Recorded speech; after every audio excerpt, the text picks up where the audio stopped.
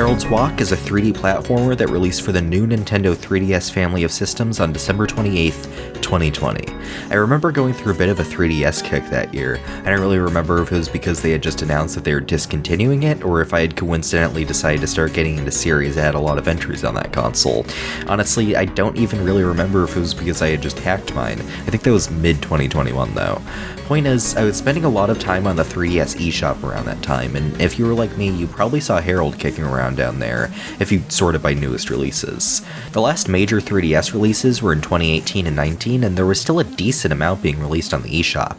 It wasn't weird to see a game being released now, but it did mean being lumped around mountains of shovelware. And I think in this case it was kind of intentional. The icon is really off-putting, the description is short and vague. I don't think there were any trailers, just the 3 blurry-ass screenshots Nintendo let you put in. At this point, it would pretty much only catch the attention of the most adventurous of eShop goers, and that wasn't me at the time. And I mean, after that, I sort of forgot about it. I got back to playing the games that I already knew were well regarded, and I might have seen the devs' other projects in passing a couple times without really realizing that they were by the same guy. On July 5th, 2025, a couple weeks after the Unpolished Games video came out, I got a DM from Luke Vincent, a name I didn't recognize with a Steam key for a game I didn't recognize. Harold's Walk. I played it, got the first ending in maybe an hour and a half, and I thought, wow, that was way better than I thought it would be. I never saw the Steam listing originally since I had downloaded it from a key, so I had no context of what this was going in beyond the name, the weird cover art, and that guy, Harold. So I checked the listing and realized it was a port of a 3DS game. Oh shit, wait, do I know this game? So I finally connected the pieces together. I realized that Luke had made a sequel to Harold's Walk that's still trapped on the 3DS, and a fully original game, Automaton Lung, which I think I had heard about before. So it's been nearly a year since then, and only now have I finally finished all of these games. Luke didn't ask me to make a video about this game, let alone all 3 of his 3DS games, but Harold's Walk was one of my favorite things that I played in 2024, and I've been waiting for the right time and place to talk about it for a video ever since I played it. It probably should have been earlier than this, but I don't think I would have been able to do these games as much justice as I would have wanted to if I had made them back then. So, this is the Luke Vincent 3DS Trilogy.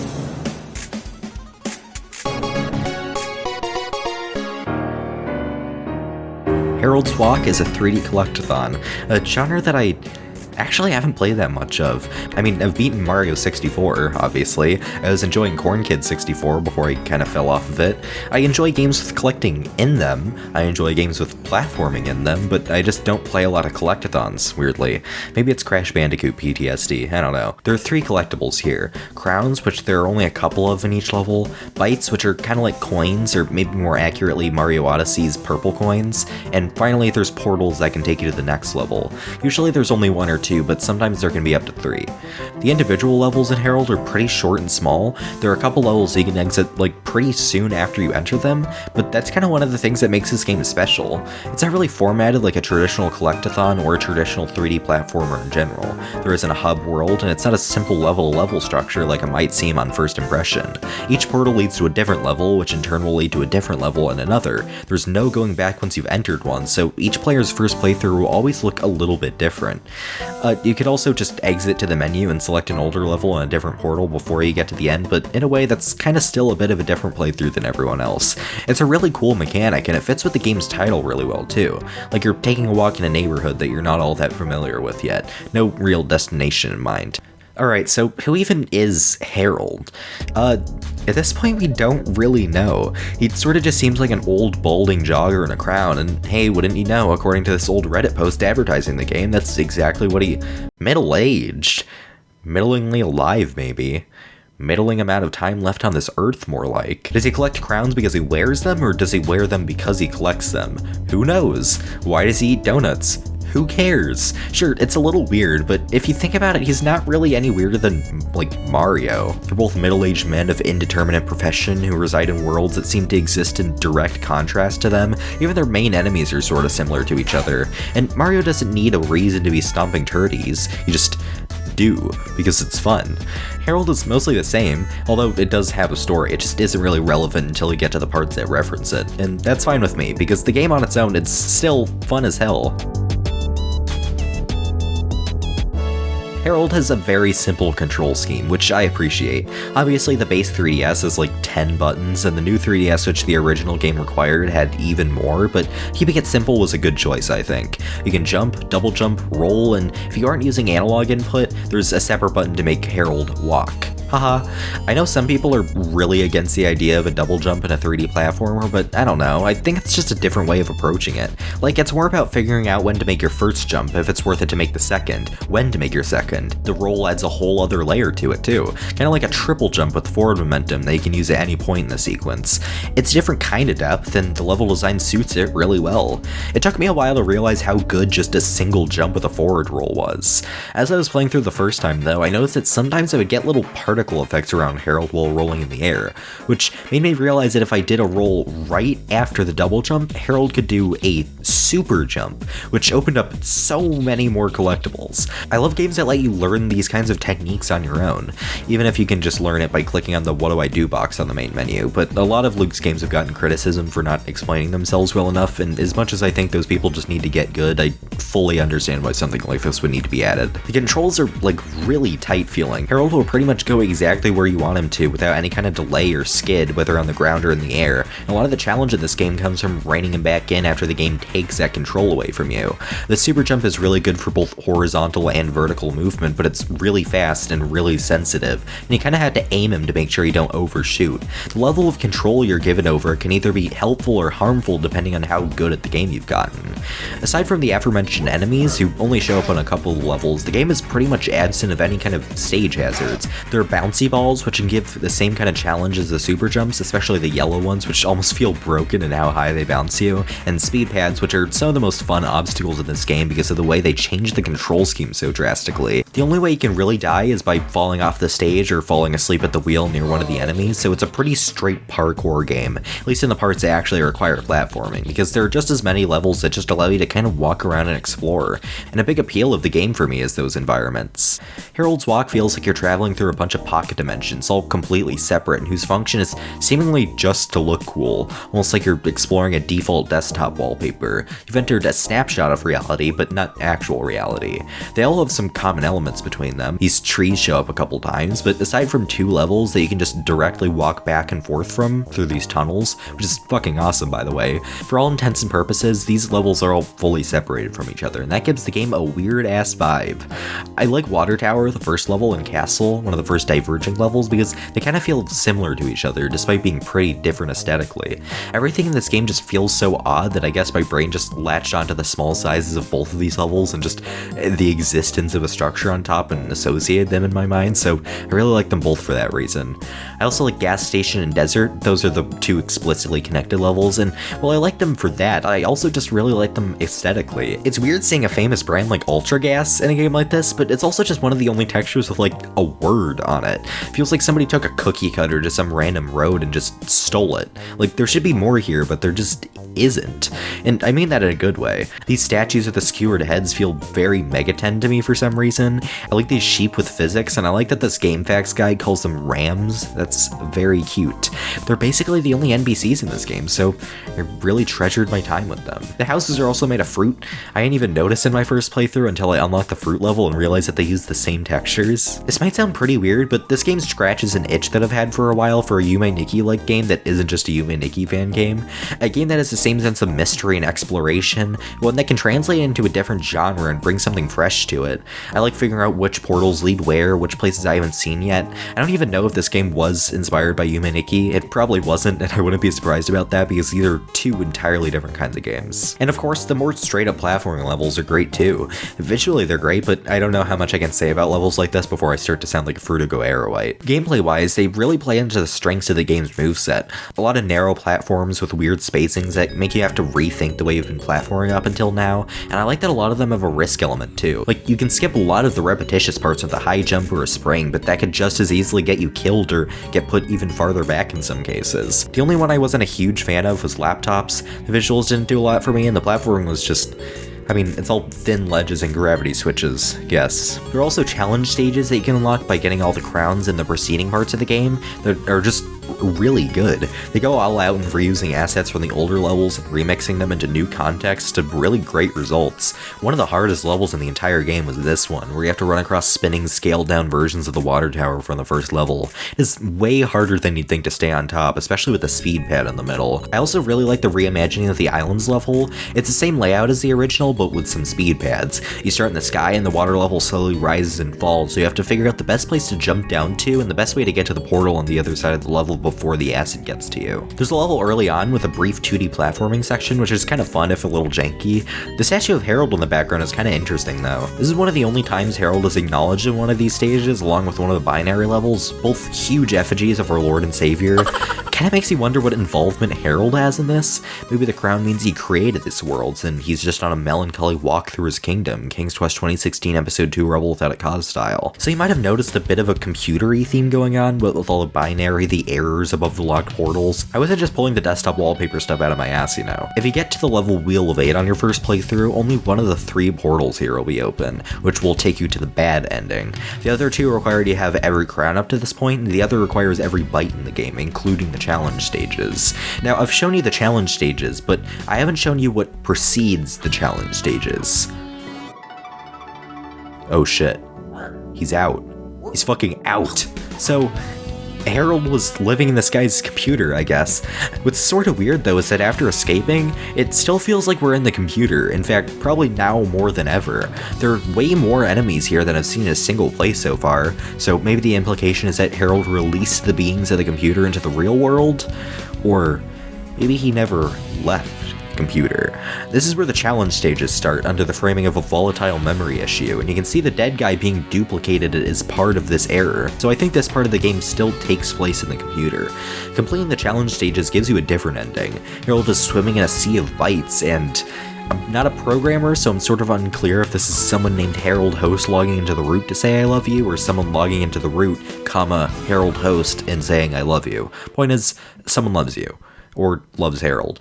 There is one more portal in the escape level under the computer desk, but it doesn't take you to another level or an ending. It takes you to a password screen.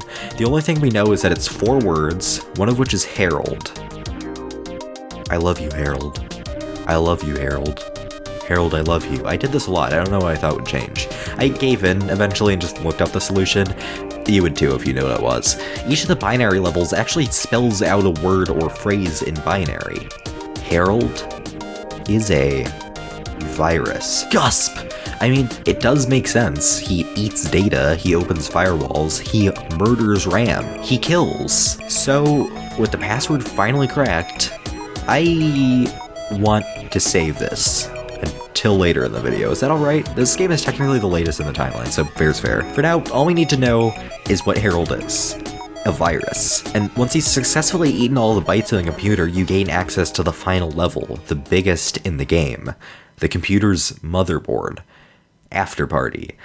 This level's hard. You can't die. Well, you can if you jump into the fan, but typically you will not die. But there are a lot of difficult platforming challenges, a lot of gravity switching, and a lot of walking. It's one of the most intense atmospheres in the entire game, even more than the challenge stages. The music is pretty sinister. You've been listening to the soundtrack up until now, so I'm sure you can kind of feel the difference in tone. It's the only time in the whole soundtrack where a sample is used this extensively. Kind of reminded me of the N64 Zelda Temple music. I also find it interesting that this track is called Outside, which seems to confirm to me that the other level wasn't. I think the idea of that route might be that it's Harold failing and getting caught by the antivirus before he can infect the computer before being dissolved in the computer's memory, if it means anything at all. You know, I didn't like this level originally, but when I played it originally, the game wasn't out yet. The game hadn't been updated to add the 3D elements of the motherboard, so it was just a big flat JPEG with an invisible kill zone where the fan is now. There were still trampolines by the RAM sticks, but there was no RAM, so it was infinitely harder. It hadn't even occurred to me somehow until like an hour after I had already beaten it that I just played an unfinished level. It's really fun though, and the ending, though you probably expected by this point, makes it very worth it. Harold disintegrates into the computer's motherboard. Payload delivered, shutting down. This is the true ending of Harold's walk. If you don't want all the achievements, that is. By this point, you probably will have unlocked all the achievements except for 2, Marathon and Gold Medalist. Marathon requires you to start up a new file, get to and finish all the challenge stages without dying. This is fucking hard. Up until now, there hasn't been any kind of consequence for dying. You just restart the level, and that can be annoying, sure, but not that bad. Now you have to exit and start an entirely new file. So what, I have to play through every single stage and 100% all of them without dying and then redo that whenever I die? Well, no, you don't need all the bites, just the crowns. But you still need to get all the crowns, so you still need to get to all the stages without dying, right? Okay, up until this point, I was under the impression that you did need every crown for the normal stages in order to unlock the challenge stages, because I was just getting all the crowns anyway. I got to Wheel of 8, I saw the long text string, skimmed it until I saw the word crown, and then just assumed I needed every crown. You do not. You only need 40, I think. That's the amount that was on my file when I completed the achievement, but I might have even overshot it. So this is actually a really fun challenge once you figure out how to not be dumb. Every route will lead to Wheel of 8 no matter which you take, so you can kind of plan a path through the levels, picking and choosing between levels that have a lot of crowns, paths that take you through lots of levels, and levels that are the easiest for you to complete. Then you just need to master the challenge stages. The water tower one messed up so fucking many of my runs, but it's all worth it to see that achievement pop up. It requires you to get a gold rank in every stage in the game's time trial mode, which is extremely hard. Some of them are extremely strict, some of them are way easier than you'd think.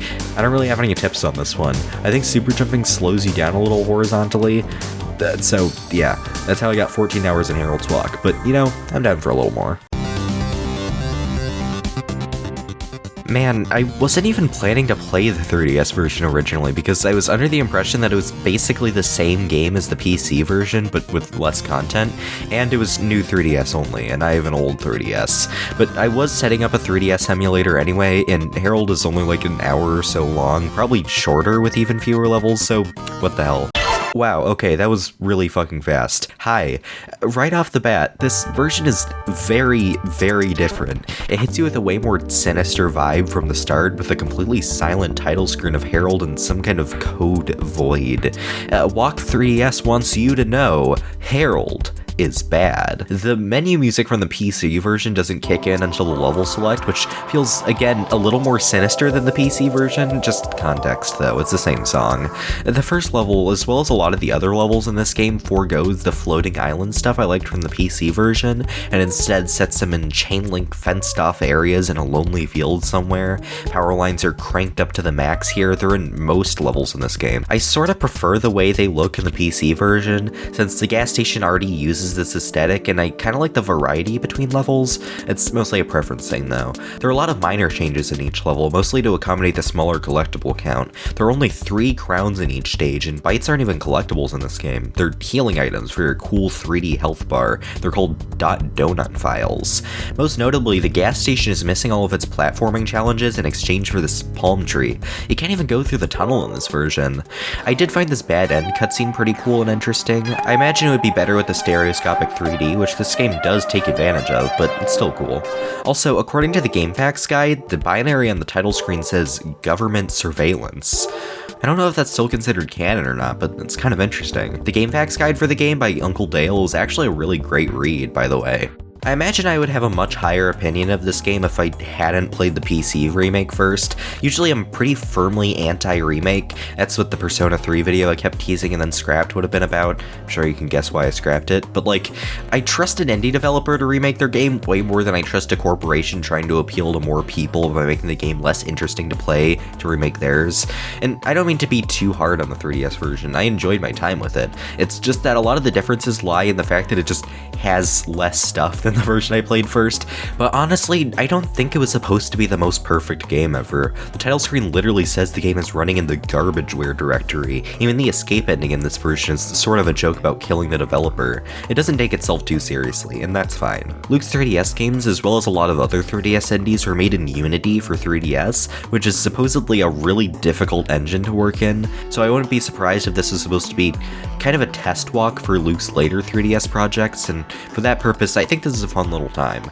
And yet, it still begs the question, where do you go from here? Herald's Walk, one of the greatest and most critically acclaimed 3D platform video games of all time. one may wonder how an absolute masterpiece can be toppled from its place of glory. Wonder no longer. Welcome to the world of Harold Reborn! Harold Reborn is a very different game from Harold's Walk, and that's obvious even just from the trailer. Walk was such a cozy game. I know that term has basically lost all meaning in the past couple years, but seriously, it's short, it's simple, it's replayable, the music is a calm-ass vibe. It didn't take itself too seriously, but Reborn is like, whoa. It's intense, it's fast, it's difficult, it's over 3 times as big as the original. It's jokey, there's jokes, gaffes, and such. It's weird, it's kind of jarring, but I don't think it's a bad thing. In fact, I ended up liking Reborn almost as much as I liked the PC version of Walk, and I was playing a scuffed emulated version. In fact, I played this one before I played the 3DS version of the first game, so I was viewing a lot of the holdovers from that game, like the donut health system is kind of backsteps from the original since I didn't have that frame of reference yet, but that still didn't retract from my enjoyment of it. It's just a really fucking good game.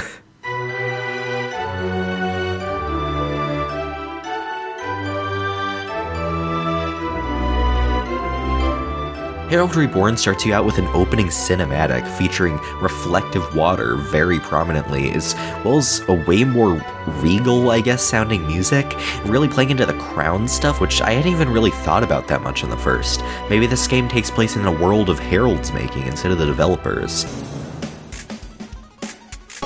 The game drops you into a tutorial mission with music from the first game, which felt so cool. This marks the first time that the song would be Harold's theme, like it is on the PC soundtrack, because the 3DS version doesn't use this music for the first level like those two do. Gameplay-wise, the level is pretty simple, as is expected for a tutorial level, but the tutorial isn't really in how to play the game as much as it is in what this game does differently from the first. It's really linear, and it's really long. This is probably the most linear the game gets, to be fair, since there aren't any crowns, but levels still tend to lean towards a more video gamey structure. Same with the level design. The enemies are just as useless as ever, but now there's obstacles too, and they're a lot more difficult to avoid than you'd think for a reason I'll get into, so this game actually does sort of warrant the health system, since the levels are so long with no checkpoints. The visuals of this level are really different too. Walk stuck with a pretty specific look for most of the runtime, but right off the bat you can see the tutorial subvert that with a sort of early winterish vibe. I really like the way it looks, and I like that it doesn't come back in any other levels after this one. It keeps it fresh.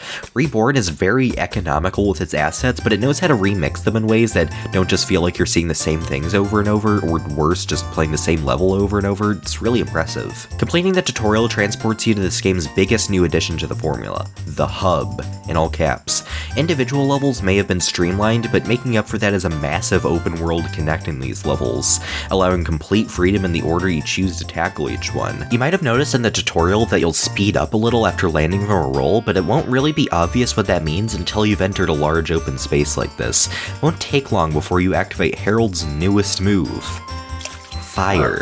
In Reborn, rolling will speed up Harold a little bit, and continuing to roll will continue to speed him up, but on the third roll, he'll set on fire and begin dashing at full speed. This is great for getting around the levels, but it doesn't hamper your control over Harold's movement like I see a lot of other games with these kind of dashes do. It just makes him faster, and therefore harder to keep a hold on, and I really like that. Since the dash takes up so much space to activate, it helps to try to keep the dash going throughout a level and through platforming sections, which also adds a lot of interesting difficulty to the game. The obstacles aren't very difficult on their own, but when you're going 1,000 miles an hour without stopping while looking for collectibles, they become a bit of a challenge. It also means you can't just rely on super jumps or rolls to carry you through the game anymore, since each consecutive one will make Harold harder and harder to control in tight situations.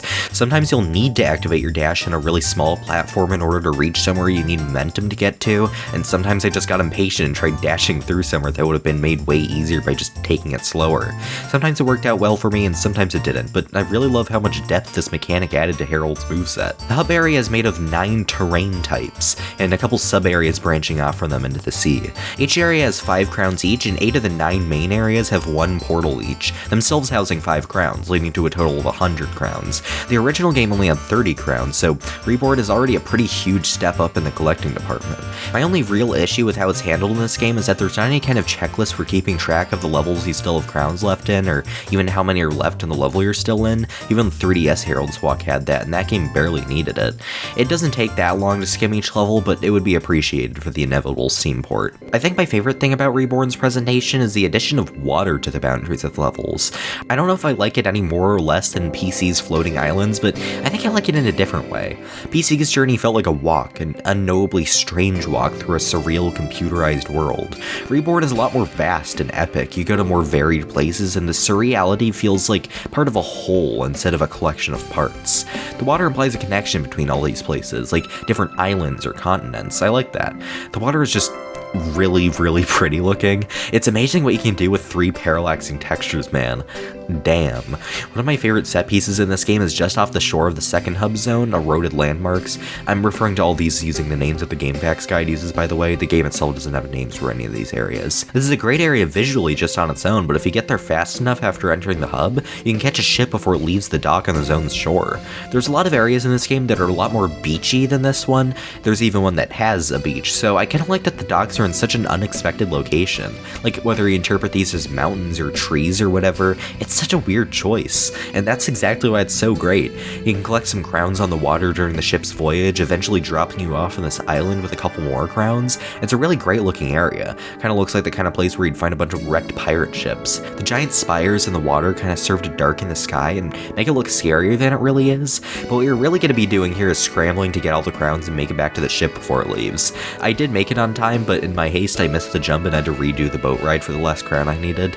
I like the camera angles on here a lot though, so at least I was able to get extra footage of that. I also liked a lot of the zones with a more man-made feel. Unstable Stables is basically just an open field with a long tunnel jutting out of it like an exposed sewer pipe in the woods. Kind of unfortunate that this is the place that lagged the emulator the most. There's also a huge tower with some kind of dome on it that you can only access from the top of the neighboring zone, Revolving Museum, which kind of feels like if you took Walk's art design and cranked it up to 11. I really love the look of this place. Definitely my favorite hub zone was Abandoned City though. It feels really grungy in a way I find super appealing, and it has a great silhouette from the rest of the hub. It connects to the neighboring regions in interesting ways too.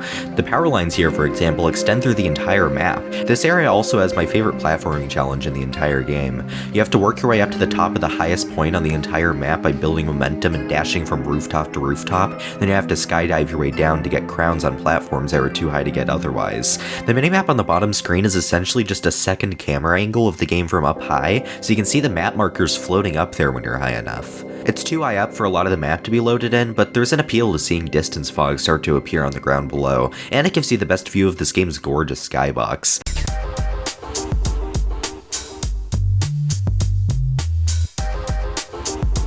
Around the hub, you'll find these things that sort of look like red portals, and at first that's what I thought that they were. When you touch them, instead of taking you to another level, it'll start a checklist, meaning you have to go out and seek the other 5. The hub felt really daunting to me at first. I wasn't super used to the way the camera worked in this game or how Harold's rolls felt, and it felt like there was way more stuff to do in this game than I could ever get done. But one of the things that really helped me was searching out these switches. It kinda helped me get my bearings in the game, figure out what each area looked like and the general direction I could go to find it. It did take me a couple levels after this to become totally acquainted with the hub, but if you're struggling with the game, that's what I'd recommend you seek out first. But of course, the hub isn't all there is to the game, because Reborn gives you the ability to tackle pretty much any level at any time. So I ended up starting at Course 3 on my first playthrough, the docks. Apart from the tutorial level, this is probably the most linear level in the game, so I think it's a pretty good baseline. Docks is a pretty definitive beginning and end, and it's decently long and challenging. There are a couple shortcuts here that require good use of the dash, and the game will reward you with crowns, but each path through the level has its own crowns, so you might have to loop through the level a couple of times in order to get all of them. Again, taking really good use of the dash. The level sort of folds in on itself too, so near the end you can even just take a really long jump back to the start. It's really cleverly designed. Ironically, one of the last levels I found was the first one, Runaway Runway. This one is probably the most open level and is the only one to use red switches like in the overworld. This one takes place in the walls of a castle that's been built around a road, filled with traps and obstacles. There are so many fun set pieces in this level alone. You get to smash through these glass walls right at the start, but you also have to make sure not to smash through them too much, because if you do, you'll make it harder to get some crowns you'll find later on. You can escape outside outside the castle near the end of the road into a huge barren wasteland populated almost exclusively by these stone ninja stars smashed into the ground. If you go to the one farthest from anything by the edge of the map, you'll find these trees with snow on them and one of the red switches. I played through this level 2 times in different playthroughs, and both times it took me like 10 minutes to find this one because of the low draw distance. But honestly, I liked the trees enough that it made it worth it both times. There's a billboard texture by this castle floating in the sky that tells you 5 diamonds will lower the castle, which is a straight up lie and probably would have frustrated me endlessly had the switches not told you the correct number every time you touched one. A part of me kind of feels like this level is too much going on, like kind of overwhelmingly so. I spent so much more time in this level than I did in any of the others, mostly just because of the size that made it hard to find anything I was looking for. But then another part of me sort of thinks that this level's problems kind of just boil down to it being stuck on a 3DS. If the draw distance was increased, or hell, even if you're just given the ability to zoom the minimap in and out like PC Walk lets you, I think I would have had a lot more fun with this level. But then again, this is the biggest a single level ever gets. All the others fall a lot closer to docks on the size spectrum.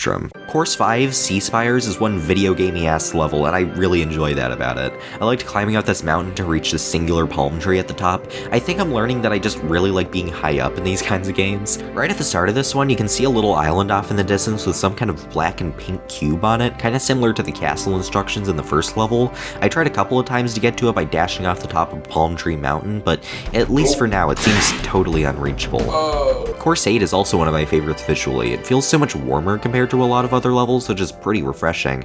And despite the fact that it's made up almost exclusively of differently scaled castle models from Course 1, I actually really like the level design here too. The paths between all the towers are narrow, which makes it risky to dash too much, and the depth of all the towers on top of each other means you can't just look at the minimap the whole time to find the grounds. You have to actively search through the level to figure out how to get higher and stay up there. The music in this one is also a remix of the beach theme from Walk, which was a really nice surprise. Reborn's soundtrack feels a lot more epic and orchestral than the originals. There isn't a lot of melodies to latch onto like that game had, so it was a nice change of pace for me, and kind of interesting seeing a song I recognize so much reinterpreted like this. Again though, if you look off in the sky, you can see a platform with what seems to be another message, but again, it seems pretty unreachable. There are a couple levels set underground in this game, which were also a bit of a highlight. Vents takes place in a maze of, I don't know. There are tons of forks in the road, so a lot of the challenge for this level comes from trying to keep your bearings in a cramped area where nearly everything looks the same. You can try to remember where you are based on the patterns on the minimap or the different spacings between each pipe segment. The level doesn't let you dash very much, but getting to the ends of one of the mazes always rewards you with a huge obstacle course runway to go through. I like these cave segments because for some reason they feel way more organic than anything else in the game,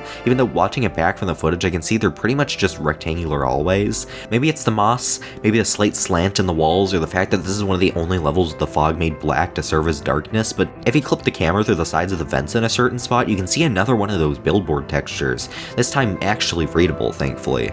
There is another portal beneath the hub. Well, earlier I found this huge open seam between two zones, and I just kind of wrote it off as an oversight or an emulator glitch, but I'm gonna have to come back to that. Right near the starting area, there's a locked portal that requires 70 crowns to unlock. I assume it leads to this game's equivalent of 3DS's bad ending, but I do want to see everything there is to see in this game, so I might as well. Gauntlet. The portal takes you to a level theme that we've only seen glimpses of so far in the hidden trees in Course 1. I'm really glad they saved the best for last here. So few games are able to tap into the exact right qualities I like in snow levels, and this is hitting all of them. The music is probably my favorite in the game too. Feels like a callback to Walk's more experimental and electronic tracks. I dig it. Jesus, what is that noise? What the fuck? Huh? Gauntlet introduces the Herald franchise only other, human besides Harold himself, this thing. It kind of looks like a man with a pig's body wearing a hat that looks like a virus, maybe, on water wraith dreads.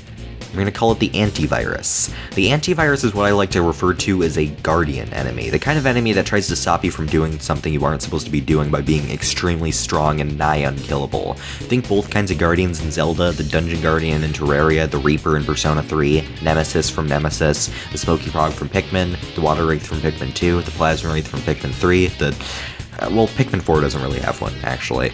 Each level in the Gauntlet essentially operates on a time limit. The AV starts off a certain distance away from the map and slowly moves towards your location. Once he's gotten close enough to show up on the minimap, the time limit is up, and he'll start making babbling noises to help you determine how close or far away he is from you, without having to look down at the bottom screen or gulp behind you. It's a really cleverly implemented mechanic. It's also about Harold's base run speed and stays completely locked to a Z-axis, so you can't really just maneuver around it in situations where you're close enough for that even to be an issue. You either want to have already built up a dash, or you should probably just take the L and restart the level so you can get that dash going in the first place. In the third level of the Gauntlet, probably about the point that you'll have gotten a feel for how the AV works, the level starts you off on one of those wiggly platforms that you'll probably be pretty familiar with by this point. So you'll build up a dash, only to realize, 1, the hump of the wiggle was obscuring the fact that there's no more platform in that direction, and 2, that's the direction the AV is coming from, and now you have to maneuver yourself in the opposite direction without breaking your dash because it has a head start on you now. And the rest of the level totally sells that chase scene aspect of it. You get to run on these bumpy roads, smash through glass, and it feels like it's right on your trail the whole time, just off screen. These were the levels that actually really endear me to the limited camera views in this game, because the fact that the camera will always sort of drift to the ground, and the minimap is always showing a pretty small selection of the map, means you never really get a great look at the antivirus, and by extension how close you are to dying. On my first playthrough, I sort of had to piece together what it looked like in my head from the top-down view you get of it and the few parts of the face that would be visible when you get too close. This level actually gives you one of the best looks you've gotten at it so far, but you immediately have to U-turn before you really get enough time to process what you just saw. The last level of the Gauntlet switches it up one last time. You do start the level facing the level this time, but this time the AV has invaded your domain, and now you have to figure out how to break the habit the previous levels instilled in you and actually maneuver Harold to the other side of it, and keep up that momentum to the end of the level with the AV now closer on your tail than it's ever been, for longer than it's ever been. It's a great final level, but it's still not the end of the game. The antivirus is still alive, and that's no good. And the Herald series' first and only boss level, you need to traverse a shadowy arena to activate 6 switches while avoiding the AV in probably the worst possible place you've had to so far. The AV can fly, which means it can skip over platforms, but since the levels it's been in are linear, as long as you can keep up your speed for the entire duration, it won't catch you. In a circular arena, it will always hone in on the shortest distance to reach you, whether that's in front of you, behind you, to your side. So now you don't need to just worry about keeping up your speed, you need to worry about the sharpness of your turns, because if you make the wrong move, you can end up closing the distance on your own. I was extremely lucky that this turned out to be the last switch I needed. The end cutscene that plays following this level feels so ominous compared to the rest of the game. They've got Harold here, the good guy as far as we're aware, watching as this thing slowly burns to death. Not any kind of victory pose, not anything obviously evil, just completely emotionless. I guess Harold isn't really his own person, he just does what he's programmed to do without question. He's a vehicle to deliver the payload. You can draw a face on a fighter jet, but that doesn't mean it's alive. It would probably react about the same to you succeeding in its mission as it would failing it. Barely. And then you got this music. It sort of sounds like the hook to a Dagrock song that's been slowed in pitch in the attempt to turn it into blues. I like it though. And did I mention how long this thing goes on for? Like, it really wants you to take this the fuck in.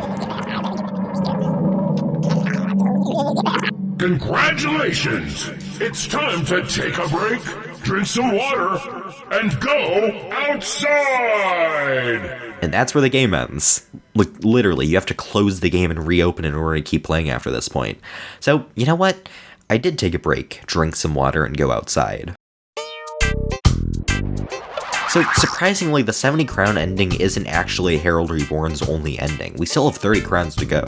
So, obviously the game isn't over yet, but in terms of a traditional video game ending, that's it. So I want to take this time to go over a theory I'm concocting. Herald Reborn doesn't really have a story, even less so than Herald's Walk, but I do think there's some kind of meta-narrative going on here. This game is a lot bigger than the first, and a lot, grander, and it feels like a lot more of a normal game in a lot of ways. I've brought this up a few times already, but what does this even mean? Herald's Walk was pretty intentionally designed to come off as off-putting for people browsing the eShop normally, and for people who are actually curious enough to check it out.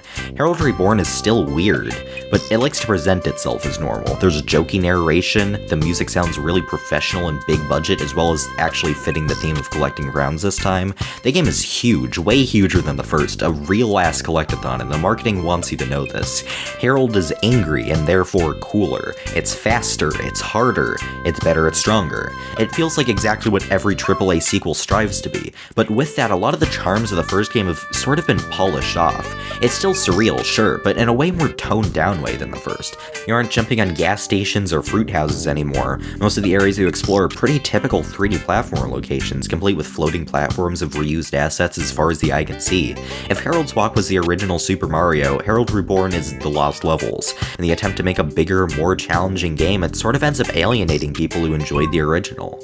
And to be clear, I'm only saying all of this from the perspective of metatextual analysis. I love Harold Reborn, probably more than the original, and I think it does a really good job making typical platforming level themes feel unique and special. It does have a different appeal than the first, but I'd still like it. I might even be reading into this completely incorrectly. Maybe none of this was even intentional, it's just like this to be different, and that's fine too. But the thing that really kind of cemented the theory in my mind as an actual element of the story, possibly, was the ending. The game thus far has been manufactured to appeal to scope weirdos, the kinds of people who play a sequel to a game first, the kinds of people who judge a game based on the graphics and amount of content, the kinds of people who refund an indie game if they beat it within 2 hours. But after only 70% of the collectibles have been collectable, the one and only ending is unlocked. A message making fun of you for having even gotten this far in the first place, and a still screen for the rest of eternity, as if to tempt them to wait and see if there's anything else, as if the answer to that question isn't staring them right in the face. For real though, there is some more stuff to do after this. After you've gotten all 100 crowns, a cage at the edge of Hub Zone 6 unlocks, allowing access to a new level called Error. The Error levels consist entirely of checkered blocks floating in blue-tinted fog. There's very few enemies and no obstacles, just platforms, moving platforms, tilted platforms, and your own skill. And the AV in the third one. And after having not heard it since the tutorial level, Harold's theme returns as a track in these levels, which I was happy to hear again. Error is difficult, but it's nothing I couldn't handle after the rest of the game, and it's not even the most interesting thing you gain access to. Once you complete the third Error level, you're dropped into a room with one more crown. A glitched, mistextured crown with an instructional command above it. X. You have now unlocked the ability to fly. It may seem at first like just a charmingly glitchy way to experience the sights of the hub world, but it is in fact a lot more. First of all, now that I could fly, I actually had a means of reaching those billboards I couldn't get to before. Most of them just had nonsense, but one of them actually seemed to tie into one of the other ones I had seen in events before. I'll come back to that.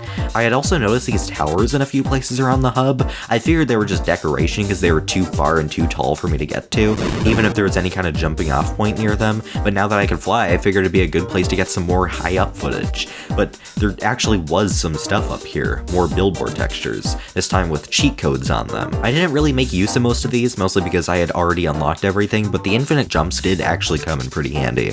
There was one specific tower that was totally different from the rest, right off the coast of this computer island I had never mentioned before. A portal. This level is almost entirely made of a bunch of those scaled up cardboard boxes I love so much, all contained within a large webbed dome. At the top of the dome, there's some kind of Valentine's Day card with the leg enemy on it that can only be viewed from one side, as well as some dead trees, which I think were only used in the first game, 2 dead heralds, and a broken speed pad, which definitely wasn't used in this game. Back down by the boxes, there's another portal. Immediately as the level loads, the game has a huge lag spike, and I think you can see why. This area is full of glitchy chunks that seem to generate into the world as you approach them. One of the first things you'll find here will probably be this billboard. Please don't quit, I'm begging you. This will probably be the last thing you find here, because as the name of the level suggests, this area is completely endless. You can fly for as long as you want, but I think the only thing that changes is the amount of chunks that load in each time. Eventually these craters started appearing, so I fell through to see what would happen, and as expected, it just put me back to the start of the level. Now that the game actually has been completed, it's urging you to continue, even if there's nothing left to see. But there is one last area. If you go back to the scene between these two zones and fly through, you can get to beneath the hub as the billboard is telling you. The portal under the spawn area isn't marked on your map, and it leads to a new area called Hub 1. The way the game labels sequenced levels is that the first one will simply be the name of the level, and the rest of them will have a number afterwards. Error 1 was just called Error, and Error 4 was called Error 3, for example. It hadn't even occurred to me until now that we might have been at a Hub 0 this whole time, and now I'm wondering if there might be a Course 0. Hub 1 is like a dark, fucked up version of Hub 0. The only colors are accenting pinks and greens like a normal map. Everything from the normal Hub is here, but it's just weird. The roller coaster kind of thing around Zone 1 has been raised to the point of becoming kind of a cage. The desert tubes reach for miles. That's me. The Earth is raised and overtaken most ground level objects. The computer island I mentioned before is just missing the computer, which seems like it has the most ramifications for the story, although I don't know what ramifications those may be. The most interesting thing to me though is that a pretty significant section of the ocean has been completely shadowed by a large floating island, which is so big and repetitive that it almost feels more vast than the endless desert, mostly just because I know the desert is designed not to end, but this island isn't. It just doesn't. And there's stuff to see here too. There's a hole to the ocean that I don't know how many there are or if this is the only one, and there's an area that the GameFAQs guide describes as a graveyard. I don't really know what to say here, but these things kind of freak me the fuck out. This post-game exploration section is such a genre-bending cap to an already great 3D platformer, and if this was the last thing that Luke put out for the 3DS, I would be totally satisfied. How do you even go up from something like this? Well, 1 year later, in June of 2022, somehow he did just that.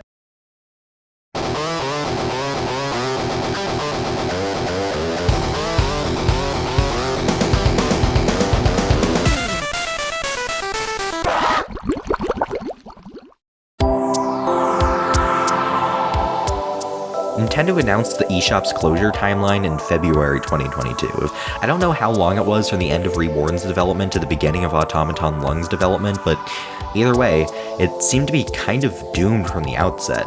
All of Luke's 3DS games seem to play into, and in a lot of ways seem to be about the fact that they're trapped on a dying system, but Automaton Lung was facing a very imminent danger, and a lot of that can be seen in the game's design. In pretty stark contrast to his previous games, Automaton Lung takes a much moodier approach to its world. The latter portions of Herald Reborn played with some darker concepts and atmospheres, but while Lung never dips into straight up horror like that game did, it keeps a very oppressive and melancholy atmosphere going pretty consistently throughout. Firstly, you'll notice that instead of playing as a strange acrobatic fat man, you're now playing as a woman dressed in all black with some kind of device strapped to her. You start the game in an empty room, save for three... Actually, what are these called? I want to call them test tubes, but I know that's completely wrong. And interestingly, it seems you've just emerged from one of them, which seems to suggest to me that you're playing as some kind of android or clone, or maybe an automaton. Something I find really cool about this game that I didn't even notice until a while after I played it is that there's no text in this game at all. There wasn't like a huge amount of dialogue in the Herald games, but there was some important-ish written stuff, Reborn especially. What made me take note of the lack of it in Lung was when I realized that none of the menus had anything written on them like in Luke's other games, just symbols. It's a very cool detail. The PC version even has a huge list of languages in the options menu to choose from, which I was initially kind of confused by until I realized that none of these probably changed anything except for the few things in the options menu that actually require text to make any sense. Honestly, I kind of wish if the rest of the options were written out too. I spent a while trying to figure out which camera settings were the ones I was most comfortable with, which probably would have been a little bit easier if it had just said inverted/normal, or what the 3DS version did with the no symbol.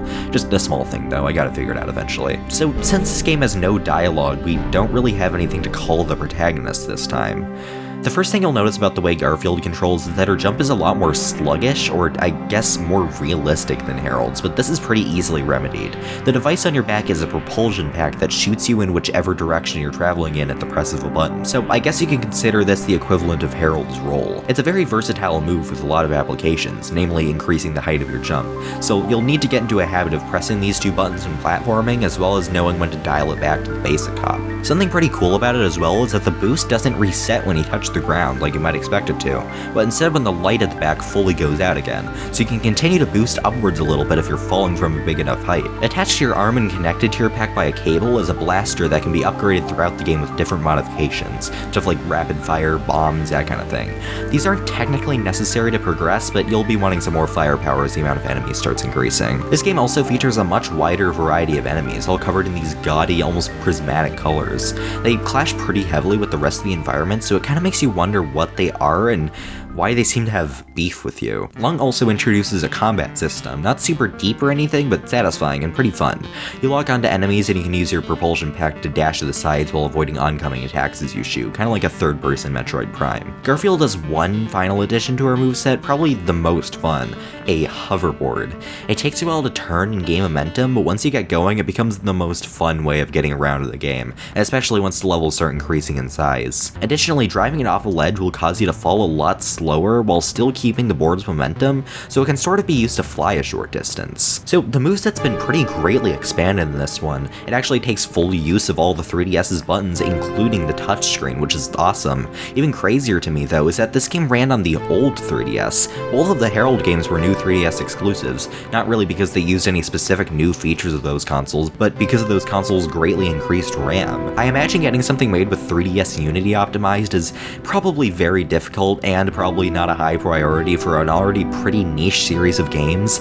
I had a couple lag issues when playing through the Heralds, but I didn't even bother bringing it up because I knew it was probably an emulation thing. But typically what emulation struggles with is stuff that's already kind of pushing a console to its limits. So while I imagine these sections function properly on real hardware, they probably weren't as optimized as they could have been. Automaton Lung, a pretty damn big game that is vastly improved by the new 3DS's additional controls, not only runs on the old 3DS, but plays flawlessly on an emulator. And granted, I didn't play the 3DS version for very long because it seems to have the least amount of differences between versions, but that's still kind of insane, right? The starting area is made up of a couple of different rooms that all center back to this main room. There are 3 passageways, each of which lead to some chips, which are this game's collectibles, as well as max health increasers. If you continue to follow the paths that the rooms take you down, you'll end up back in the main room, but having come from a different passage. It's shockingly easy to get lost here, and already you can see a pretty big difference in Lung's design philosophy. This level is very clearly man-made. You can fall into traps that the architects laid for you. You can glean a story from this place. My favorite thing about this level, though, is that you can exit it in 2 different ways, but for now I only want to focus on one. In one passage, you're led into this room, and if you choose to stay in here instead of continuing forwards, you can shoot these blocks to reveal a doorway to an elevator. From here, you can choose any one of these 22 levels to explore. Every level has a wildly different theme. They all contain 5 chips and have their own gimmick and look. There's no beginning or end to each level. You can leave as soon as you enter from the same place that you came from, a doorway right in the middle of the level. I chose to do these in chronological order, though, getting every chip as soon as I arrived, just for simplicity's sake. The first level after the starting area is kinda shockingly a boss fight against this sock monkey thing. The surfaces are all completely transparent, revealing some kind of neon void surrounding you, as well as a structure just out of reach beneath your feet, which raises after you defeat the boss. The one after that is a series of halls draped in wood paneling, accented by these windows with such bright light spilling out of them that you can't even see the world outside, if these are even windows. And after that, a sickly yellow metal room taken over by these roots growing out of the acid that's eaten away at the ground. I'm sure you're seeing a pattern here. The lack of one. Each level is so different in size, function, look, it almost feels like you're traveling to totally different dimensions. The only constant is that each time you're trapped inside a room. One of my favorite levels is 11. This one drops you into one room in a series of connected rooms. A lot of levels sort of feel like they were designed to look hospitable in contrast to the majority feeling very industrial and cold. Usually you'll see this with light being let in, wood paneling, fake trees, but it always falls flat because you aren't in a welcoming environment. You're lost in a strange, unfamiliar place with nobody else around you. This is one of those levels. The floor is carpeted with a zigzag pattern and the walls sort of look like the kind of thing you'd see in a hospital. There are fluorescent lights hanging from the much too short ceiling, and every single room looks the exact same. The only way to get your bearings is by finding the central area you entered from or by taking the hall around the outer areas, which feel much less welcoming than the rest of the level. And on top of it, you're being chased by a type of enemy that you've never seen before. These crab things that phase through the walls, take tons of shots to go down, and if left unchecked will multiply.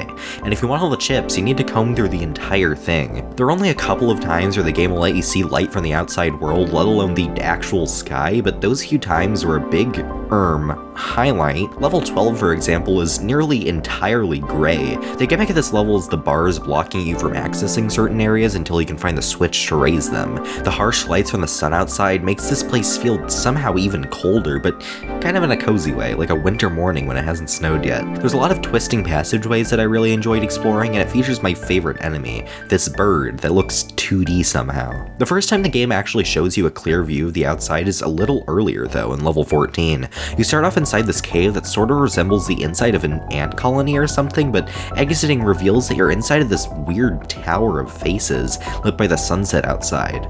This level has a lot of fun platforming puzzles involving the hoverboard, and I really like when games make you navigate over strangely shaped obstacles like these faces. Probably my straight up favorite level though was 3. You're in a large room filled with these bridges and pillars crossing over each other like webs. You have to figure out how to get to the highest point and cross between each bridge with jumps and hoverboard glides without falling off, all being shot at by enemies on the ground. The window surrounding the room gives it a beautiful pale yellow tint, and the pillars cast these really cool looking shadows on the ground. Great shit, especially after level 4, which is probably the most claustrophobic level. It has one of the most maze-like designs since the starting area, and the tiles on the walls are sorta artifacted to the point that it looks like they've been covered in ancient murals or something. All this sorta begs the question though, where the fuck even are we? I think it's pretty safe to assume that we're in some kind of tower. A lot of levels, especially the ones that allow you to see outside, are circular with a central pillar that houses the elevator. It took me an embarrassingly long time to come to that conclusion. Each floor seems to have a different purpose, but it's not entirely clear what purpose they were supposed to serve. There are a couple floors near the midsection that have a lot of dirt and dust, maybe for some kind of mining operation, but I mean, it can't really be that if it's in the midsection of a tower. The only thing that seems pretty clear is that the top floor we started in is probably some kind of laboratory or training course that the automatons are going, and the boss floor beneath it, the only boss in this entire tower, is probably meant to keep people out of the top floor, and probably would have had we not started up there in the first place. I sort of lied when I said there were no patterns, because there are a few things that carry over between levels, the dirty underground areas for one, but near the top there's a shocking amount of floors that feature acid and overgrown organics, like vines. This seems to be some kind of experiment conducted by presumably the same people who made Garfield that's been left to take over without anyone to maintain it. I think if it was natural, you would have found it closer to the ground floor, where the roots would have been able to reach it. Although, to be fair, the ground floor does have a lot of giant trees, but we'll get to that. There are also a couple areas that feel like they were supposed to accommodate a large amount of people, like level 3, but also a few of the levels that resemble malls. Maybe this place was some kind of shopping district or office building, or maybe these places were designed to look like places humans would inhabit in order to train the automatons. Either way, a theme begins to arise between every level here. There's supposed to be people here, but there isn't. Getting to floor 0 for the first time feels like such an accomplishment, even if I know I could have gone there as soon as I started the game. The music feels super adventurous, like it's actually on your side for once. You're outside. Even if there are only 5 chips here, this is the biggest level we've seen so far. There's real-ass trees, real-ass sand. It feels so cool to finally see what the outside world looks like, even if the outside world it maybe isn't in the best shape. So what now? We've gotten all the chips, we've seen all the levels, but what's this? And this is where the real game begins. Remember when I said you could end the first level in 2 completely different ways? Well, this is it. If instead of entering the elevator, you instead took this bounce pad up here and exited through this door, you would have exited from the top of the tower. An artificial city inside of a cage with sub-areas and 20 chips to collect, as well as access to a ship. So you could have begun this segment of the game way earlier than I did. You also could have done that and then taken a turn to the bottom of the tower and started doing the elevator levels in actual chronological order. I don't know, there's so many possibilities. Remember the password from Harold's Walk that I intentionally didn't tell you about? That's this, and unlocks the Cage City as a level as well as Garfield as a playable character. I probably didn't need to wait this long to reveal this, but I think it made it a little more dramatic. However you end up going through with it, the ship unlocks an entire open map full of new levels, each bigger and more elaborate than the tower floors were. One of the first things I noticed out here was that this area had been completely enveloped in this weird mist. The area is completely black, apart from a small green light emanating off of you. The area sort of looks like a park maybe, with this altar erected in the center. I was noticing though that I wasn't seeing any chips here, which was a little worrying. There were a series of teleporters surrounding this cage in the center though, housing a floating question mark icon that I had never seen before. I sort of figured this would maybe lift the fog and make it easier to find the chips in the level, but in fact, you may have noticed that in all this footage I've shown so far, I haven't used the different blasters I talked about earlier, and that's because those are only found out here in the open world. At that point, I didn't even know that there were any other blasters, and now you're telling me that this entire area was just to unlock the fourth? That's what I really love about this half of the game. It takes everything you would come to expect, not just from the first half of the game, but from any of Luke Vincent's games, and completely turns it on its head. And that's from what is essentially just a bonus level, dude. The main bread and butter of this half of the game is these large, open-ended areas, each with 20 chips to collect, a la Cage City, except way bigger. Maybe even bigger than Harold Reborn's hub area, although I don't really have any way of quantifying that other than by vibes. Despite now being outside, all of these levels still take place in man-made areas like cities and temples, still all devoid of life. Maybe our character is just naturally drawn to these places that used to house human life as a being who was both made in the image of humanity as well as being a fellow man-made object. Or maybe these chips we've been after serve some other purpose than simply extending our health bar. A lot of times when I'm playing a collectathon, the thing that will make me end up getting bored with it is when there's like one or two things left to get in a level, so I end up spending hours scraping every part of the level for any sign of what I've missed, or even worse, trying to platform over an impassable obstacle that the game hasn't made clear is impassable. Despite the size of the levels in Lung, I never really found myself having this problem. I definitely had to go back through some levels a second time, but it never felt like a chore, and I never spent too long circling the same areas looking for what I had missed. I think part of that is that there isn't any unlockable abilities in this game that open pathways that weren't open to you previously. Like, you won't spend a super long time trying to get somewhere only to realize hours later that you were missing something from another level, but I feel like that explanation feels like it does a disservice not just to the games that I enjoy that do things like that, but also to Lung's level design in general, because it's very good. Basically, if you see something notable in a level, there's probably a chip there that can range from important set pieces like the top of a pyramid, the center of a locked room, to even just the end of this bridge, the edge of the map, on the tops of pillars. The levels are made of a lot of samey, non-pejorative looking elements, so you'll know when something sticks out, and over time you'll get a feel for what to look for when nothing necessarily is sticking out. It feels designed in a way that you'll be able to get most of the chips within the first sweep of a level, and by the second sweep you'll have become familiar enough with the main points of interest that the smaller ones will be more clear to you. I love all the open world levels, like, a lot, but if I had to pick a favorite, I think it would be this one. It felt like the most secluded out of all the levels, even though it's actually fairly close to the tower, so I think that might have just been the order I played the levels in, but still. The skybox is really beautiful, and I love the way the snowflakes are shaped like little flowers. I didn't even notice until watching back the footage, but they don't even actually fall from the sky. They just kind of pulse in and out of existence like fireflies or something. The main set piece is this temple surrounded by towers, all sharing the ring of light as an emblem. It may seem kind of small compared to the other areas, but this isn't really the main level. Entering the temple itself reveals a giant winding labyrinth, getting more complicated and dangerous the further you descend through the center of the mountain it rests atop, but ironically also becoming more temple-like and pure. It's a really interesting contrast. You know what, this is my video, I'm picking a second favorite too. This one that sort of looks like a football stadium from the map view felt really strange while I was playing it, because it felt so out of place. It was glowing green, not from corrosive acid, but from grass, nature. It felt almost untouched, unlike literally everything else in the game, and it was a really cool change of pace, but kinda confusing.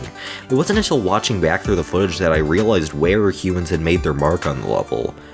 The water, or lack thereof. This thing is supposed to be a lake. You can see the way the surrounding mountains slope down, the hills that used to be islands, and the complete emptiness filling the entire bottom of the map. A pretty big part of the level also takes place inside a cave system underneath the level, which at first I took to just be like a cave system, but on a second look I'm realizing is probably supposed to be an abandoned mining operation. You know what, can I just take a second to talk about how great this game looks? I've seen a lot of people call Luke's games ugly, and on some level I think that's intentional, but calling it that feels so reductive to me, because, like, yeah, sure, the models don't look great, but you gotta look at the bigger picture here. The jank isn't something you should tune out while trying to enjoy those fresh, liminal, fruitiger, weirdcore, nostalgicore, manicore vibes. You need to take it all in as a single piece, the way it was meant to be. I don't think the pillar room or the mountaintop or any of my other favorite places in this game would be nearly as impactful if I was playing as a normal, professionally modeled and animated character in a neat and tidy level with every weird detail polished out. Because so much of the charm and surreal atmosphere is not in spite of, but because of the way the game looks.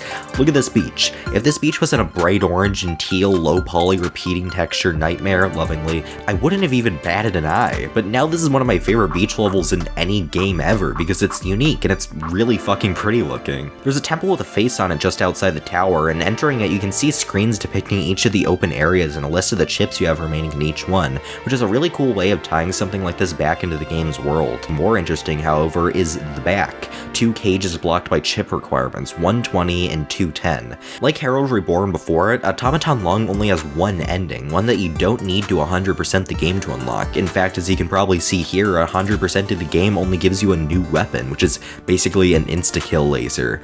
You might not consider that worth it, and I understand if you don't. I did actually finish the game before I 100%ed it, which I'm actually glad that I did, because Weapon 5 kinda invalidates the next part of the game. So entering this pit that the cage is blocking takes you to a new level with some uncharacteristically jolly music and an uncharacteristically jolly guy. His head is the same as the one seen earlier in the game inside of the pyramid, and his face seems similar to the one outside the temple and by extension in floor 14 of the tower. But that might just be because they're all 3D models of faces. I choose to believe that they're hinting towards him though.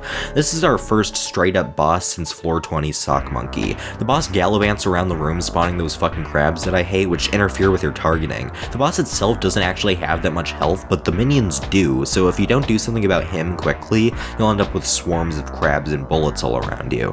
The strat is to try to target him as fast as possible when the level loads. That's when he has the least amount of minions summoned. He'll go down pretty quick within a couple seconds of Weapon 4. He also dies in a single hit to Weapon 5, but that's boring. The achievement that you get after this fight is called Automaton Lung, which sort of makes me wonder, is this guy the Automaton Lung? He doesn't really look like a lung, or like yourself, who I had assumed was an automaton up until now.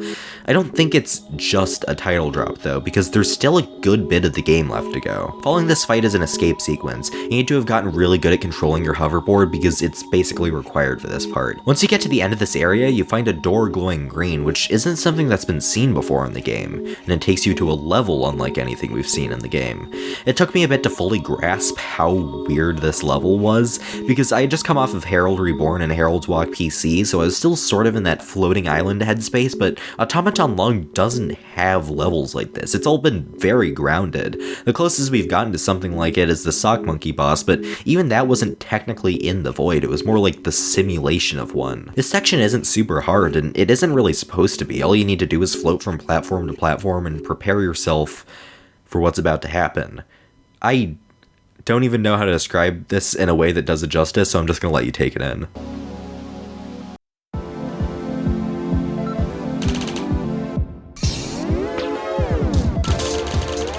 The boss isn't super hard, I guess, but it has a lot of health, and it's designed in a way that makes it so you won't kill it super fast. You have to take a really good look at this thing first.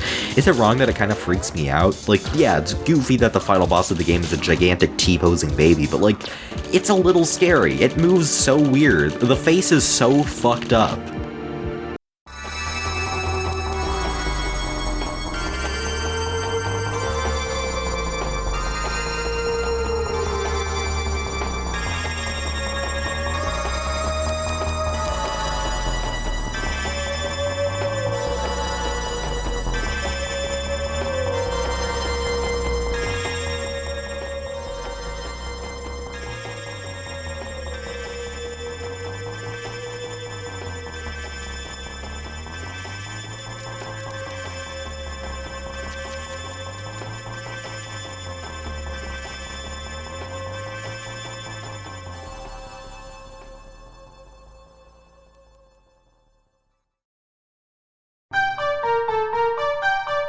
In typical Luke Vincent fashion, this ending is pretty long, so now might be a good time to discuss some analysis. So far, the game has taught me that greenish-blue is kind of the automaton color. Our propulsion pack is bluish-green, our hoverboard is greenish-blue, the chips in these teleporters are just straight-up green, and our weapons are straight-up blue and white. The only other areas that come to mind with this color scheme are the dark area, which was being lit by you, as well as the automaton teleporters, the lab that you emerged from, and the monkey room, which seemed like some kind of simulation. I think the protagonist might not have made it out of the fire, or if she did, probably passed out or something. Either way, I think this level is her mind, and this thing is the automaton lung. Maybe, whatever it is. I think it represents some kind of sacrifice that the protagonist wants to make. I just went with calling it the lung because, as you can see, killing it also killed her. It also vaguely resembles a pair of lungs. Vaguely. I also don't think that she was really trying to fight against it. She did turn around and run, but she also immediately jumped into, like, fire. I think it might have something to do with her wanting to rid the world of any last traces of humanity or technology or something. That would explain wanting to collect data chips and the fact that the fight is made easier when there aren't any chips left in the world. And this might also be important to note, we don't necessarily know that she dies, which might turn this whole thing on its head. I mean, she explodes at the end, but we don't see her die, technically. And in the original 3DS version, the game's soft-locked here. It didn't boot you back to the title screen or anything. Maybe it's just supposed to look cool, man. This is a really fucking good game, and this ending makes me want to cry for some reason.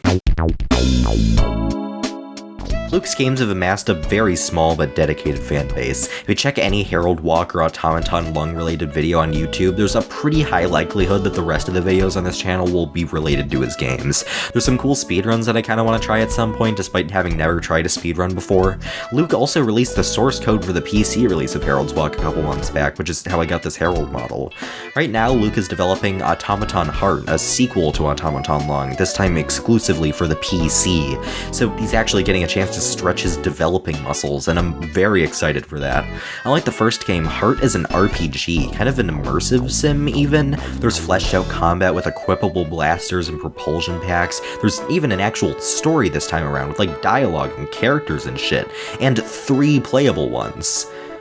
Oh, her name's Uma.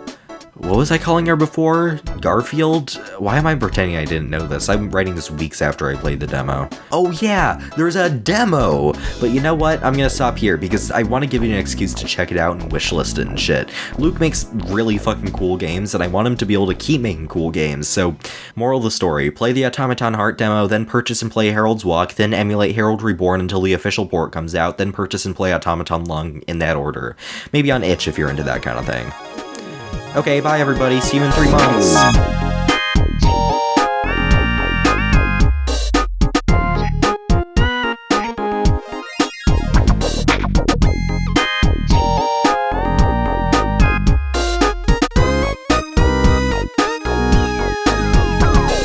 It hadn't even occurred to me until now that we might have been in a Hub Zero this whole time. It hadn't even occurred to me until now that we might have been in a Hub Zero this whole time.